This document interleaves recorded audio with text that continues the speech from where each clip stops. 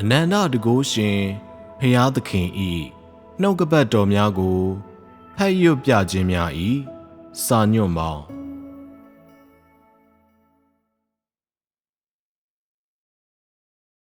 ဖျားသခင်ကိန်းဝတ်သောဇာတိပဂတိဤအနှစ်သာရ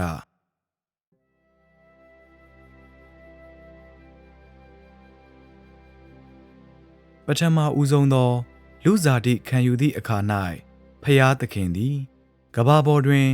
နှစ်ပေါင်း33နှစ်ခွဲနေထိုင်သွားခဲ့ပြီးသူသည်သူ၏အမှုတော်ကိုထိုနှစ်များထဲမှ3နှစ်ခွဲသာထမ်းဆောင်သွားခဲ့သည်သူအမှုတော်ကိုဆောင်ရွက်ခဲ့သောအချိန်အတော်အတွင်းနှင့်သူ၏အလုပ်ကိုအစမပြုရသေးခင်အချိန်ထိုနှစ်ချိန်လုံးတွင်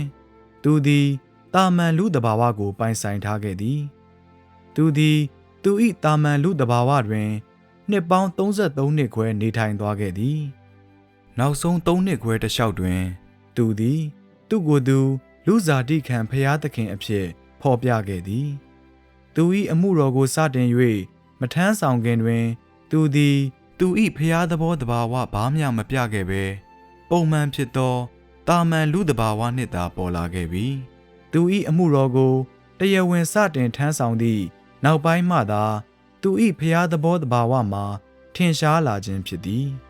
ထိုပထမနှစ်ပေါင်း29နှစ်အတွင်းသူ၏အသက်တာနှင့်အလုပ်အားလုံးမှာသူသည်စစ်မှန်သည့်လူသားနှင့်လူဇာတိခန္ဓာရှိကြောင်းဖော်ပြခဲ့သည်အဘယ်ကြောင့်ဆိုသောသူ့အသက်29နှစ်နောက်ပိုင်းမှသာသူ၏အမှုတော်သည်အလွန်လေးနက်စွာစတင်ခဲ့ခြင်းကြောင့်ဖြစ်သည်လူဇာတိခံယူခြင်းသည်ဖျားသခင်လူဇာတိတွင်ပေါ်ထွန်းခြင်းဖြစ်သည်သူ၏ဖန်ဆင်းခံလူသားမျိုးနွယ်အကြားတွင်လူဇာတိပုံသဏ္ဍာန်ဖြင့်အလုလုပ်၏ထို့ကြောင့်ဖျားသခင်အဖို့လူဇာတိခံယူရန်မှာရှေးဥစွာသူသည်ဇာတိပဂတိဖြစ်လာရမည်တာမန်လူတဘာဝနှင့်ဇာတိပဂတိဖြစ်လာရမည်ဤအရာမှာအခြေခံအကြဆုံးသောမရှိမဖြစ်လိုအပ်ချက်ဖြစ်သည်အမှန်တွင်ဖျားသခင်လူဇာတိခံယူခြင်း၏သွယ်ဝိုက်သောအနက်အဓိပ္ပာယ်မှာဖျားသခင်သည်လူဇာတိထဲတွင်အသက်ရှင်၍အလုပ်လုပ်ခြင်းဖျားသခင်သည်သူ၏အနှစ်သာရ၌လူဇာတိခံယူခြင်းလူသားတစ်ယောက်ဖြစ်လာခြင်းပင်ဖြစ်သည်သူ၏လူဇာတိခံအသက်တာနှင့်အလုပ်ကိုအဆင့်နှစ်ဆင့်ခွဲခြား၍ရသည်ပထမအဆင့်မှာသူ၏အမှုတော်ကိုမထမ်းဆောင်ခင်နေထိုင်ရှင်သန်ခဲ့သောအသက်တာဖြစ်သည်သူသည်တာမန်လူသားမိသားစုလုံးဝတာမန်လူတဘာဝဖြင့်လူဘဝ၏တာမန်ကိုကျင့်တရားများပြည့်ညတ်တရားများကိုလိုက်နာရင်းတာမန်လူသားလိုအပ်ချက်များတာမန်လူအားနည်းချက်များနှင့်တာမန်လူခံစားမှုများနှင့်နေထိုင်သည်တနည်းအားဖြင့်ဆိုရလျင်ဤပထမအဆင့်အတော်အတွင်းသူသည်ဖျား၏သဘောတဘာဝမဟုတ်လုံးဝတာမန်လူတဘာဝ၌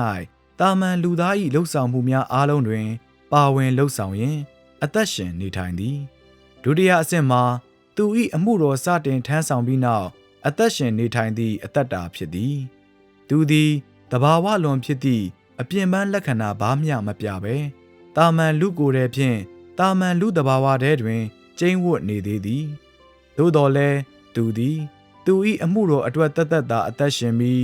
ဤအချိန်အတော်အတွင်းသူ၏တာမန်လူတဘာဝမှာသူ၏ဖျားသဘောတဘာဝ၏တာမန်အလုတ်ဆက်လက်တည်ရှိနိုင်ရန်အတွက်လုံးဝတည်ရှိသည်အဘယ်ကြောင့်ဆိုသောထိုအချိန်သို့ရောက်သောအခါသူ၏တာမန်လူတဘာဝသည်အမှုတော်ဆောင်နိုင်စွမ်းရှိသည့်အနေအထားအထိရင့်ကျက်လာပြီဖြစ်သောကြောင့်ဖြစ်သည်ထို့ကြောင့်တာမန်လူတဘာဝနှင့်အကျွင်းမဲ့ဖျားသဘောတဘာဝနှစ်မျိုးစလုံး၏အသက်တာလည်းဖြစ်သောသူ့အသက်တာ၏ဒုတိယအဆင့်သည်သူ၏အမှုတော်ကိုသူ၏တာမန်လူတဘာဝနှင့်ထမ်းဆောင်ရန်ဖြစ်သည်သူ့အသက်တာ၏ပထမအဆင့်အတော်အတွင်းတွင်သူသည်လုံးဝတာမန်လူတဘာဝထဲနေရခြင်း၏အကြောင်းရင်းမှာသူ၏လူတဘာဝသည်ဖျားသဘောတဘာဝအလုပ်၏အလုံးစုံကိုထိမ့်သိမ့်နိုင်ခြင်းမရှိသေးမရင့်ကျက်သေး၍ဖြစ်သည်သူ၏လူတဘာဝရင့်ကျက်လာပြီးသူ၏အမှုတော်အားထမ်းဆောင်နိုင်စွမ်းရှိလာသည့်နောက်ပိုင်းတွင်မှသူထမ်းဆောင်သင့်သည့်သူ၏အမှုတော်ကိုစတင်ထမ်းဆောင်နိုင်ခြင်းဖြစ်သည်ဇာတိပဂတိအနေနှင့်သူသည်ကြီးထွားရင့်ကျက်ရန်လိုအပ်သည့်အတွက် သူ့အသက်တာ၏ပထမအဆင့်သည်တာမန်လူသဘာဝအသက်တာပင်ဖြစ်ပြီးဒုတိယအဆင့်၌မူသူ၏လူသဘာဝသည်သူ၏အလုံးနှင့်အမှုတော်ကိုထမ်းဆောင်နိုင်စွမ်းရှိသည့်အတွက်သူ၏အမှုတော်လုပ်ငန်းများလုပ်နေသည့်အတော်အတွင်းအသက်ရှင်သည့်လူဇာတိခံဖျားသခင်၏အသက်တာသည်လူသဘာဝနှင့်ဖျား၏သဘောသဘာဝလုံးလုံးလျားလျားနှစ်မျိုးလုံးပင်ဖြစ်သည်အကယ်၍လူဇာတိခံဖျားသခင်သည်သူမွေးဖွားသည့်အချိန်မှစ၍တဘာဝလွန်နမိတ်လက္ခဏာများနှင့်အံ့ဩဖွယ်ရာများကိုပြပြီးသူ၏အမှုတော်ကိုလေးနက်စွာစတင်ခဲ့မည်ဆိုပါကသူတွင်ခန္ဓာဆိုင်ရာအနှစ်သာရရှိလိမ့်မည်မဟုတ်ပေထို့ကြောင့်သူ၏လူသဘာဝသည်သူ၏ခန္ဓာဆိုင်ရာအနှစ်သာရအတွက်တည်ရှိခြင်းဖြစ်သည်လူသဘာဝမရှိဘဲနှင့်လူဇာတိမရှိနိုင်လူသဘာဝမရှိသောပုဂ္ဂိုလ်တစ်ယောက်သည်လည်းလူသားတဦးမဟုတ်ပေဤနည်းအားဖြင့်ဖျားသခင်၏ဇာတိပဂတိ၏လူသဘာဝသည်ဖျားသခင်ခံယူထားသောဇာတိပဂတိ၏ပင်ကိုယ်ဂုဏ်ဒရက်ဖြစ်သည်ဖျားသခင်သည်လူဇာတိခံယူသောအခါသူသည်အကျွမ်းမဲ့ဖျား၏သဘောတဘာဝဖြစ်ပြီးလူသားလုံးဝမဟုတ်ဟုဆိုခြင်းသည်ဖျားသခင်ကိုစော်ကားခြင်းပင်ဖြစ်သည်အကြောင်းမှာဤထွက်ဆိုချက်မျိုးလုံးဝမရှိဘဲ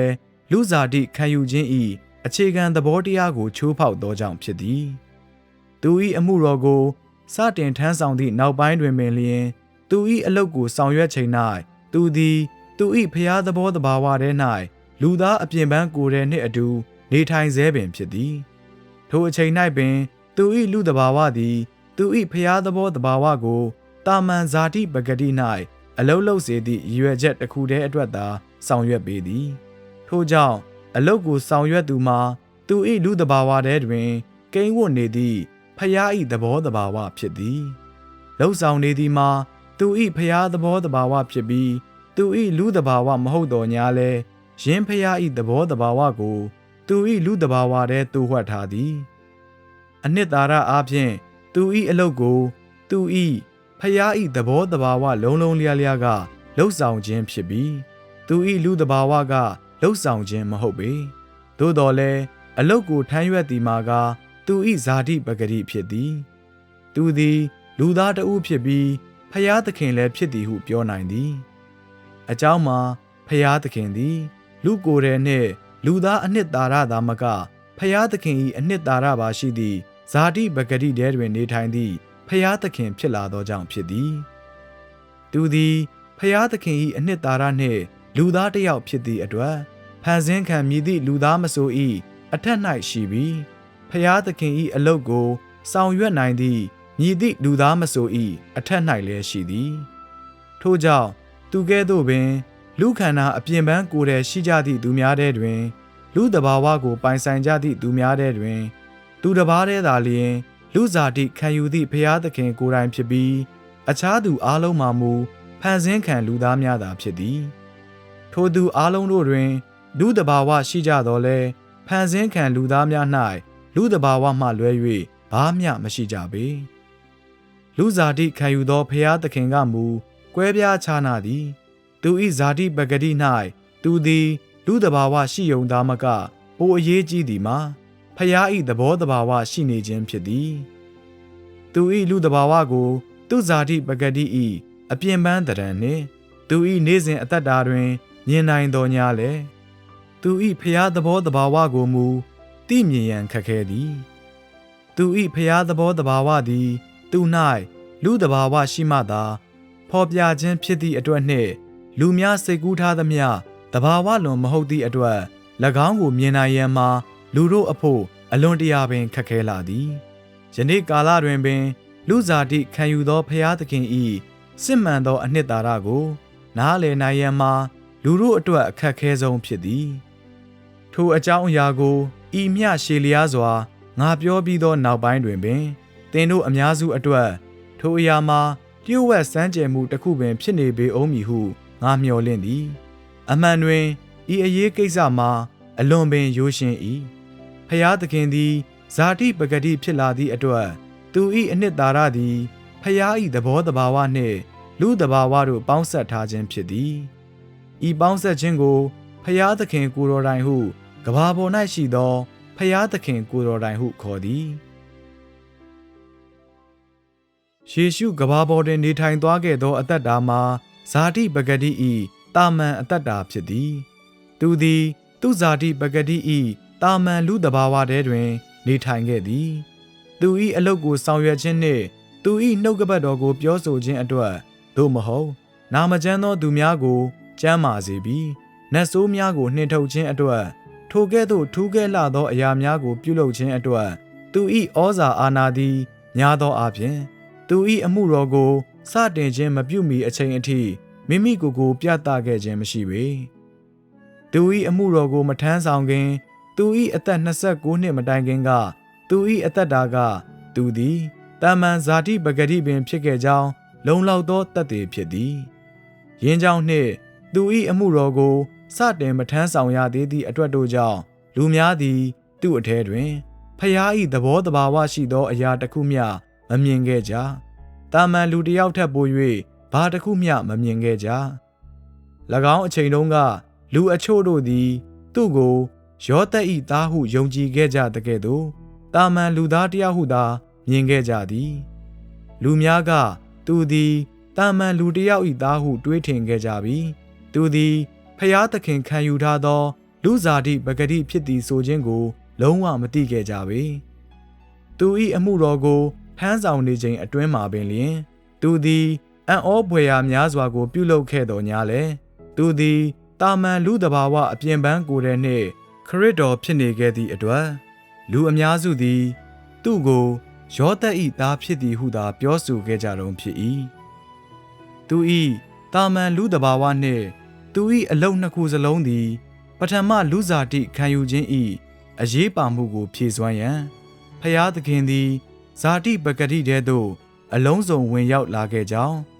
တာမန်လူသားတစ်ယောက်လုံးလုံးလျားလျားဖြစ်လာကြောင်းကိုတတ်သိပြရန်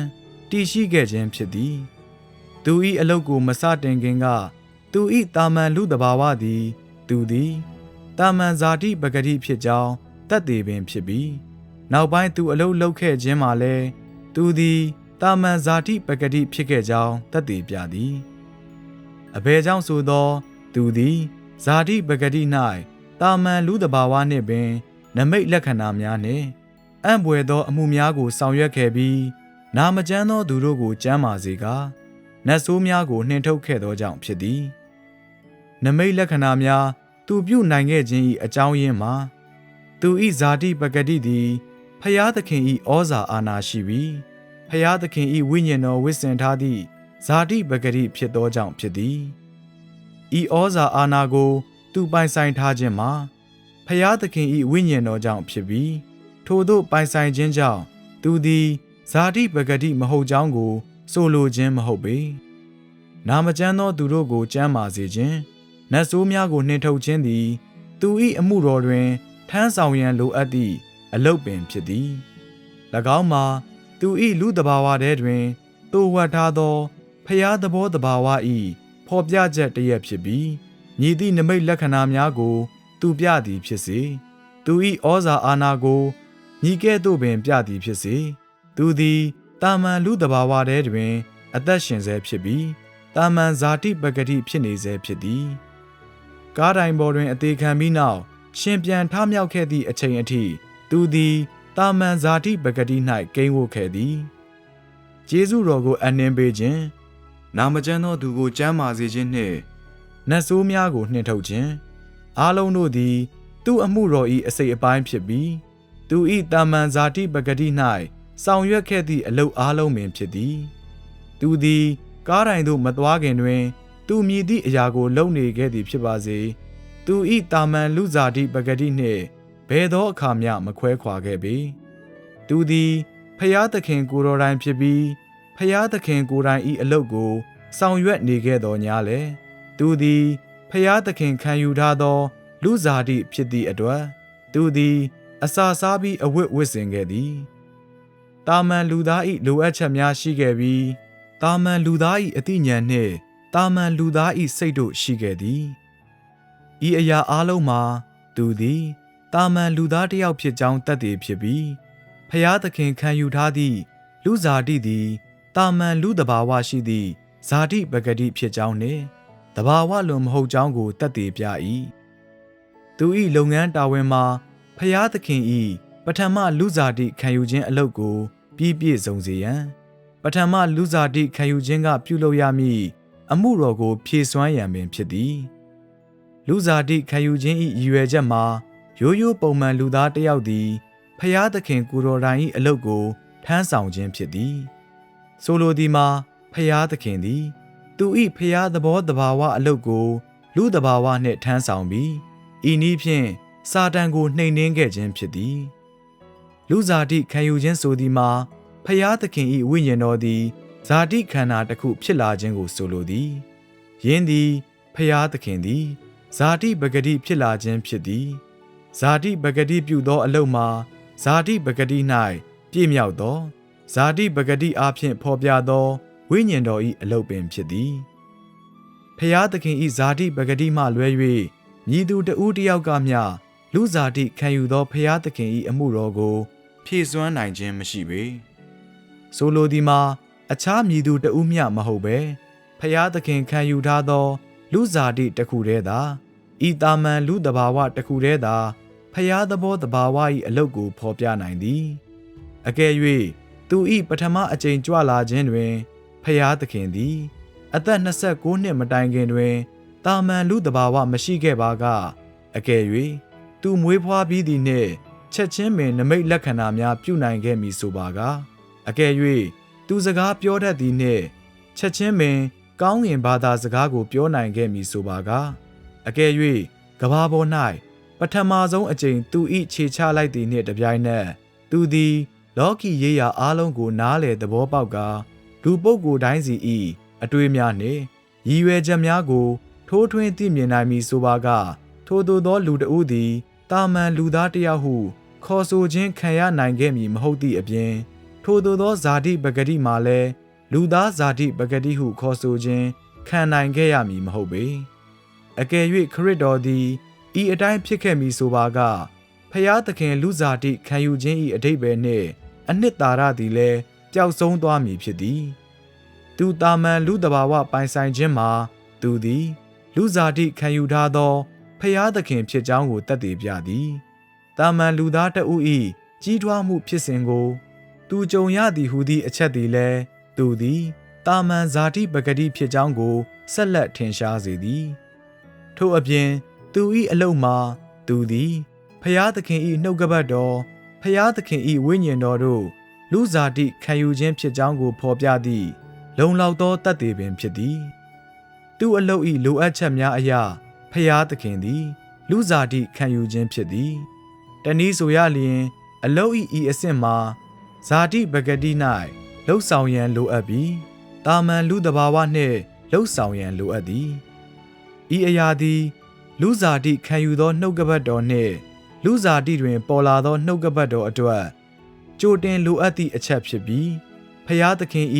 လူဇာတိခံယူသည့်အကြိမ်နှစ်ကြိမ်စလုံး၏နောက်ွယ်မှဖြစ်ရအမှန်ပင်ဖြစ်သည်လူတို့ကယေရှုသည်သူ၏အသက်တာတစ်လျှောက်လုံးမှာအံ့ဩဖွယ်ရာများပြုလုပ်ခဲ့ပြီးကဘာပေါ်မှသူ့အလုတ်ဆုံးခန်းတိုင်သည့်အချိန်အထိ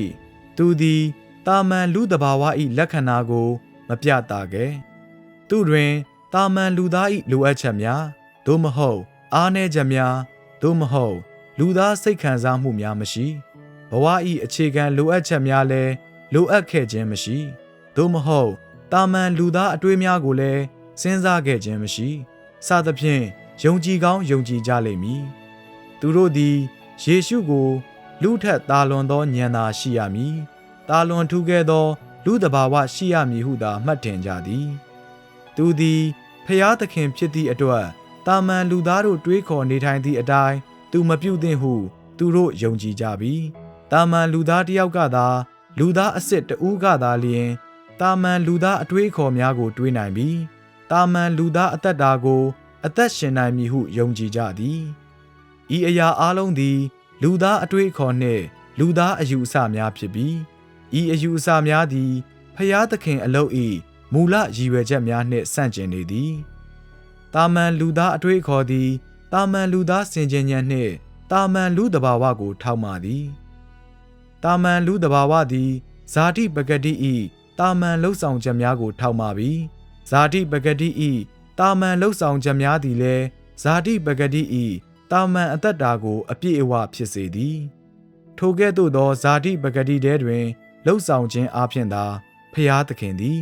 သူ၏လူဇာတိခံယူခြင်း၏ရည်ရွယ်ချက်ကိုဖြည့်ဆည်းနိုင်မည်ဖြစ်သည်အကယ်၍လူဇာတိခံသောဖျားသခင်သည်ဇာတိပဂတိ၏အပြင်ပန်းကိုယ်တည်းကိုသာပိုင်ဆိုင်ထားပြီးတာမန်လူသားအတွေးများကိုတွေးခေါ်ခြင်းမရှိခဲ့ပါကလူတဘာဝအစစ်အမှန်ကိုမဆိုထားနှင့်ဤဇာတိပဂတိသည်လူဤစင်ကြင်ဉာဏ်ကိုပင်ပိုင်ဆိုင်လိမ့်မည်မဟုတ်ပေ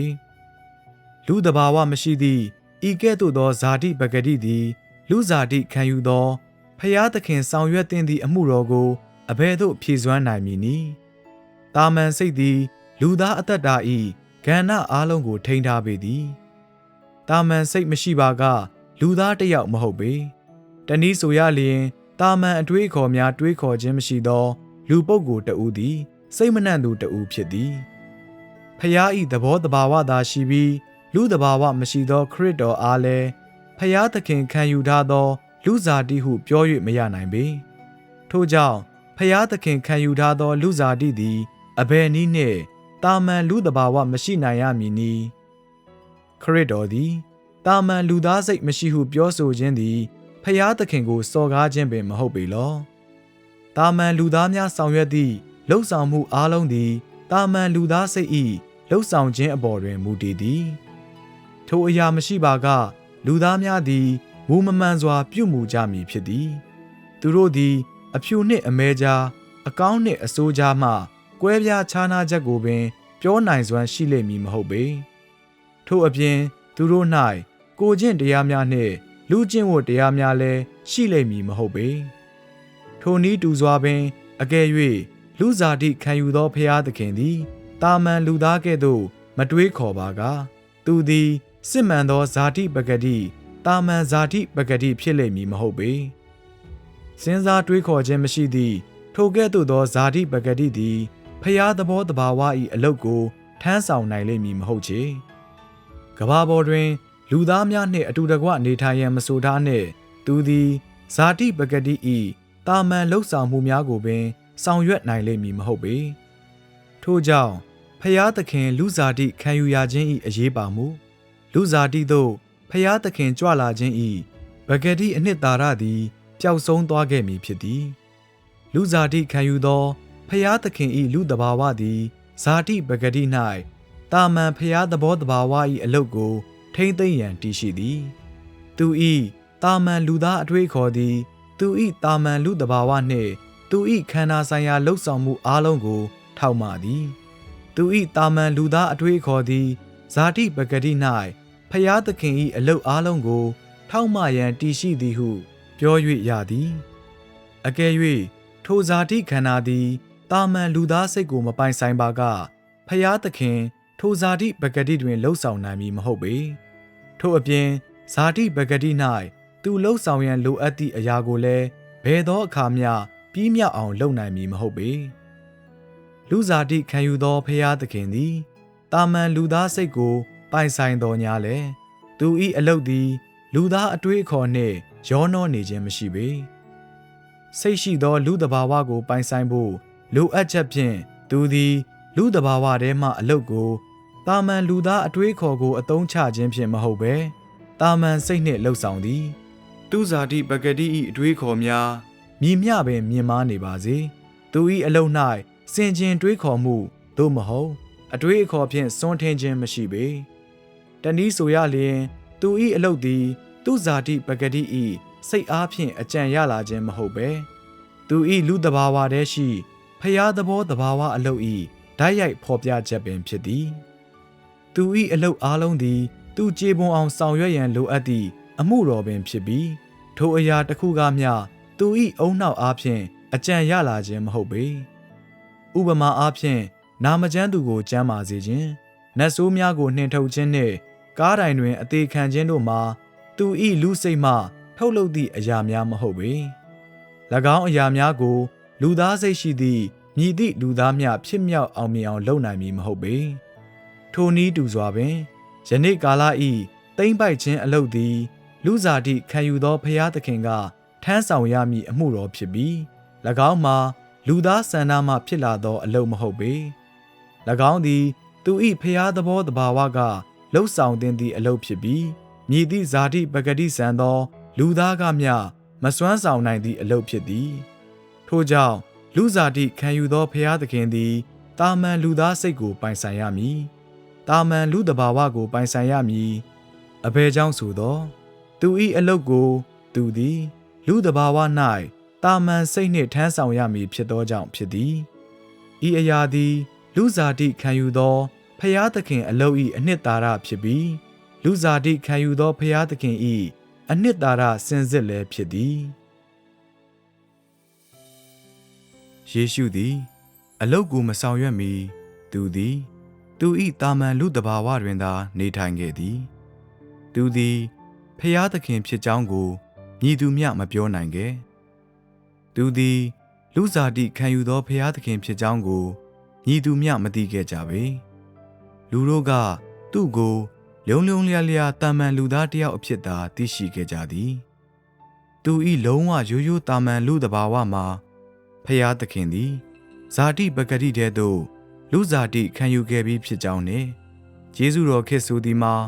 လူဇာတိခံယူသောဖျားသခင်၏အလုတ်၏ခေဖြစ်ကြောင်းဝိညာဉ်တော်အလုတ်၏ခေမဟုတ်ကြောင်းတတ်သေးပင်ဖြစ်သည်ဖျားသခင်၏ဝိညာဉ်တော်သည်ဇာတိပဂတိတဲတွင်လုံးလုံးအကောင်အထည်ဖော်ခဲ့ကြောင်းနှင့်ဖျားသခင်၏လူဇာတိခံယူသည့်ခေတ်တွင်သူ၏ဇာတိပဂတိသည်ဝိညာဉ်တော်၏အလုတ်အားလုံးကိုဆောင်ရွက်မည်ဖြစ်ကြောင်းတို့၏တတ်သေးပင်ဖြစ်သည်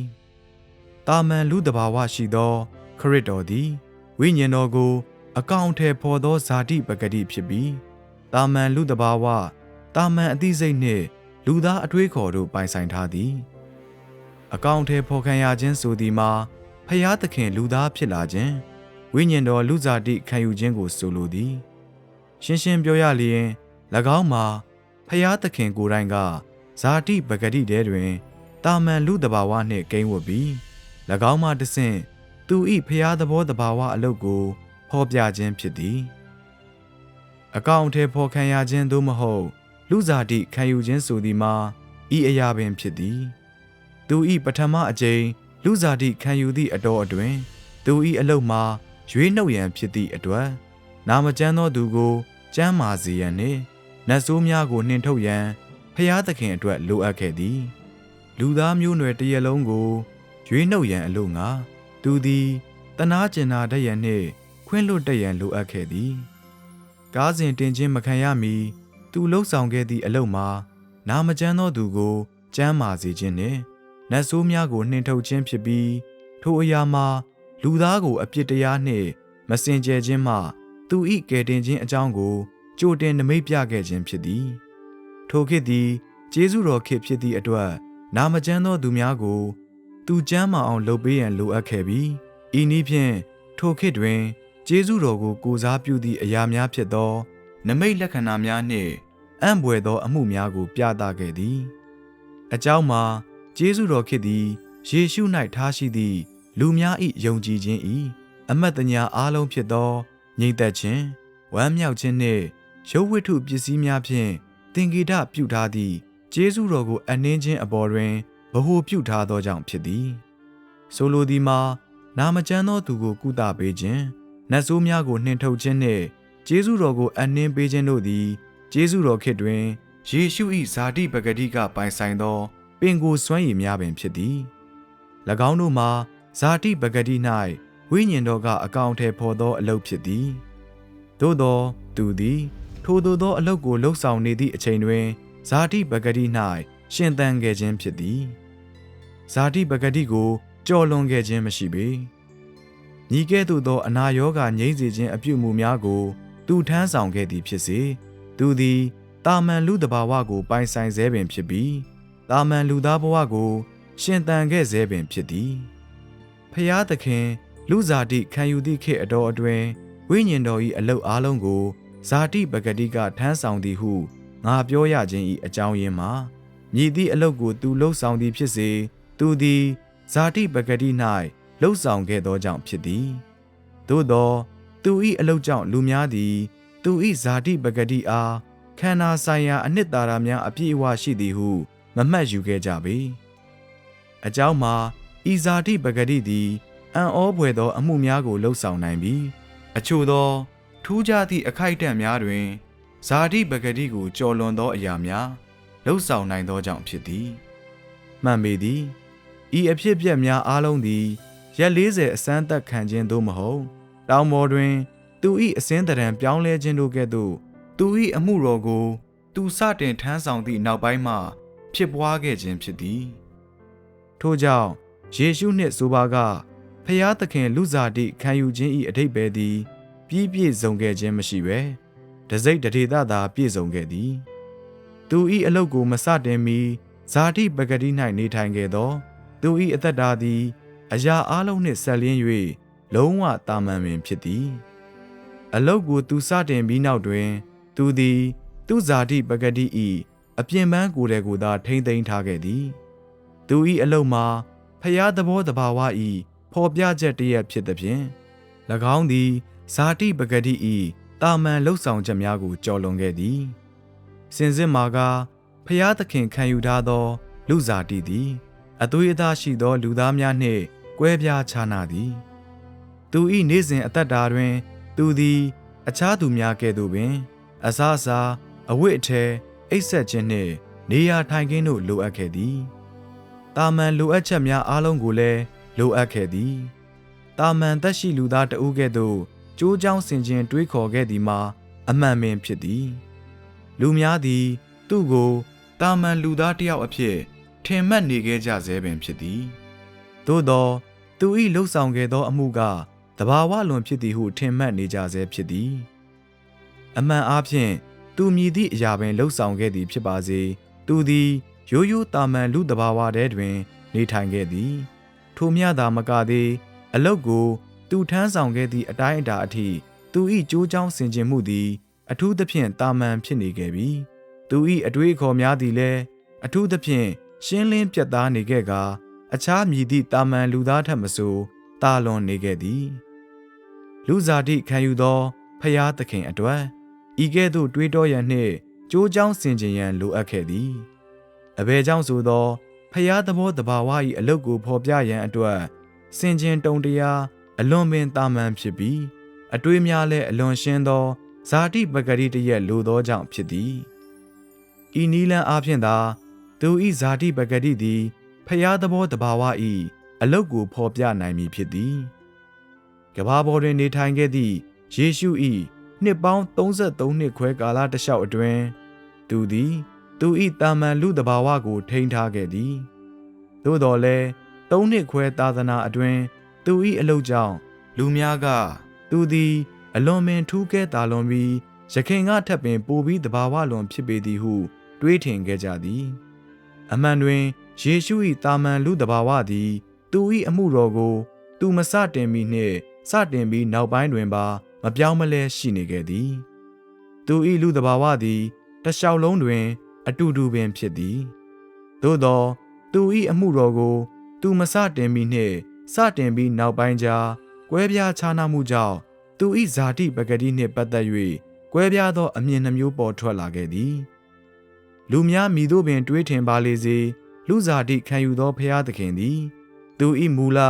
တာမန်လူတဘာဝကိုတစ်ချိန်လုံးထိန်းထားခဲ့သည်အဘယ်ကြောင့်ဆိုသောဖျားသခင်သည်လူဇာတိခံယူခဲ့သည့်အတွက်သူသည်တာမန်လူတဘာဝရှိသည့်ဇာတိပဂတိ၌နေထိုင်ခဲ့သည်သူသည်သူ၏အမှုတော်ကိုထမ်းဆောင်နေသည်ဖြစ်စေမထမ်းဆောင်နေသည်ဖြစ်စေ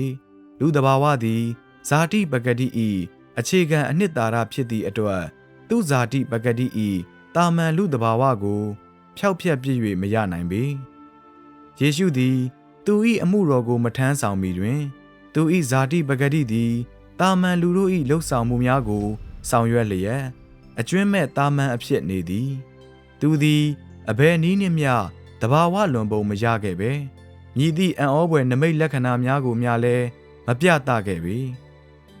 ထိုအချိန်တွင်သူ၏ကြိုးစားအားထုတ်မှုသည်မြည်သူထက်မဆိုတာ၍ရိုးသားခဲ့ပြီးတာ၍စိတ်ရင်းမှန်ခဲ့တော်ညာလဲသူသည်ဖျားသခင်ကိုဝတ်ပြုကိုးကွယ်သောတာမန်လူသားတစ်ယောက်တသက်သာဖြစ်သည်ဤဒီမှာကိုရောဤ လုံးဝတာမန်လူတဘာဝမှ၎င်းကိုဖော်ပြခြင်းဖြစ်သည်သူ၏အမှုတော်ကိုအကောင့်ထဲမဖော်မီသူသည်မြည်သည့်အလုပ်ကိုမျှလုံးဝမလုပ်ခဲ့သောကြောင့်မြည်သူကမျှသူမြည်သူမြည်ဝါဖြစ်ကြောင်းကိုမသိခဲ့ကြသူ၏ဇာတိပဂတိသည်အခြားသူအလုံး၏ဇာတိပဂတိနှင့်ကွဲပြားခြားနားသည်ဟုလည်းမြည်သူကမျှမပြောနိုင်ခဲ့ကြပေအကြောင်းမှာသူသည်နမိတ်လက္ခဏာတစ်ခုလေးမျှပင်မလှုပ်ဆောင်ခဲ့ဖျားသခင်ကိုယ်တိုင်၏အလုပ်ကိုစိုးစင်းမျှပင်မလှုပ်ဆောင်ခဲ့၍ဖြစ်သည်သို့တော်လည်းသူ၏အမှုတော်ကိုသူစတင်ထမ်းဆောင်ပြီးနောက်ပိုင်းတွင်သူသည်တာမန်လူတဘာဝ၏အပြင်းပန်းကိုယ်တော်ကိုဆက်ထိန်သိမ်းထားပြီးတာမန်လူသားစင်ကြင်တုံတရားနှင့်ပင်ဆက်၍နေထိုင်ခဲ့သည်သို့သောသူသည်ဖျားသခင်ကိုယ်တော်တိုင်၏အလုပ်ကိုလှုပ်ဆောင်ရန်ခရစ်တော်၏အမှုတော်ကိုအကောင့်ထဲပေါ်ရန်နှင့်တည်မျိုးဖြစ်သောအသွေးအသားဇာတိပဂတိနှင့်လူသားတို့တက်ဆွမ်းနိုင်စွမ်းမရှိသောအလုပ်ကိုလှုပ်ဆောင်ရန်စတင်ခဲ့ပြီးဖြစ်သောကြောင့်လူများမှာသူ၌တာမန်လူတဘာဝမရှိလုံးဝတာမန်ဇာတိပဂတိမဟုတ်ဘဲမပြည့်စုံသောဇာတိပဂတိသာရှိသည်ဟုထင်မှတ်ခဲ့ကြသည်သူလှုပ်ဆောင်ခဲ့သောအလုပ်ကြောင့်လူများကသူသည်ဇာတိပဂတိရှိဖျားသခင်သာဖြစ်ပြီးတာမန်လူတဘာဝမရှိဟုဆိုခဲ့ကြသည်လူများကဖျားသခင်လူဇာတိခံယူခြင်း၏ရည်ရွယ်ချက်ကိုသဘောပေါက်နားလည်နိုင်ခြင်းမရှိသည့်အတွက်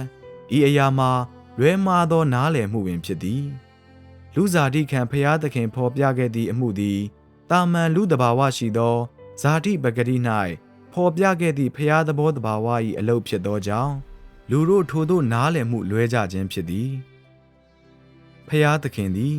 ဇာတိပဂတိကိုဝစ်ဆင်ထားပြီးဇာတိပဂတိအထဲတွင်ကျင်းဝတ်ခဲ့ကာသူ၏လူတဘာဝတည်းရှိသူ၏အလုပ်သည်သူ၏လူတဘာဝ၏တာမန်သဘောကိုမှေးမှိန်စေခဲ့သည်ဤအကြောင်းကြောင့်ပင်လူများက